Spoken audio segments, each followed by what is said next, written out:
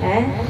और क्या लेके जाते हैं? पाप कर्म, बद्दुआएं, ये सब चीज हम लेके जाते हैं। तो ले जाने के लिए हमारे अंदर क्या होना चाहिए?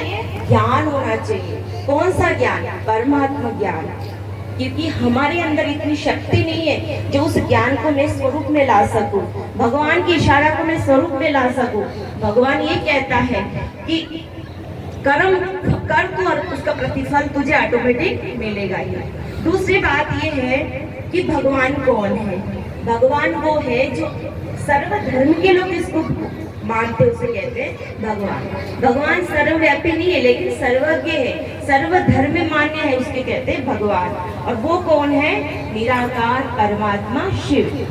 जैसे मोहम्मद गजनवी ने कहा था, एक ओमकार निर्वेद अकाल मूर्त। जो भी बड़े बड़े संत महात्मा धरती पे आए, सब उस भगवान परमात्मा का ही इशारा करा, क्योंकि सर्वधर्म के लोग उसको मानते हैं जो निराकार है। राम से बड़ा राम का नाम तो कौन सा राम? निराकार परमात्मा राम। हम सभी, जैसे मैं आत्मा हूँ वैसे वो परमात्मा भी वैसे की वैसे ही है, लेकिन वो अजन्मा आकर्ता अभोक्ता। और सृष्टि रंगमंच पे हम आत्मा नाटक के साथ साथ हमें इस बात का पता नहीं है, जैसे सुबह दोपहर शाम रात की कालचक्र घूमती है, घूमते कि नहीं घूमते? वैसा सुबह दोपहर शाम रात 4 प्रहार होते हैं। इसी प्रकार संडे मंडे ट्यूसडे वेडनेसडे इसका भी चक्र घूमा, फिर सर्दी गर्मी बरसात इसका भी कालचक्र। इसी प्रकार भगवान कहते हैं सतयुग त्रेतायुग द्वापर युग और फिर कलयुग का भी कालचक्र हुबहू घूमते हैं। और हमें इस बात का पता नहीं होता, हम इस काल चक्र में घूमते रहते हैं। तो भगवान कब आते हैं? भगवान ने, जैसे भगवान कहा था क्या, जब जब धर्म की ग्लानि होगी, दुनिया में अत्याचार पापाचार भ्रष्टाचार बलात्कार झूठ, उस समय मैं आऊंगा और आकर के एक सत्य धर्म की स्थापना करूंगा सत्य ज्ञान के मार्ग से। और भाई और बहनों, वो समय अभी चल रहा है।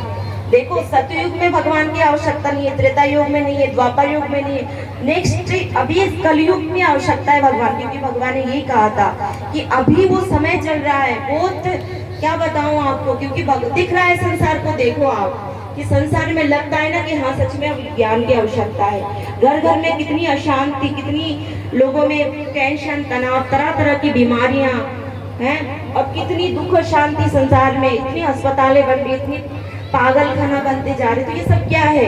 ये अंतिम समय का वो दृश्य दिख रहा है। इसलिए सबको हमेशा ये काम हमेशा याद रखना कि हमें सत्संग से जुड़ के रहना चाहिए, अच्छी बातों से जुड़ के रहना चाहिए, क्योंकि समय बहुत कीमती है और समय का ध्यान में रखते हैं, क्योंकि समय खजाना है।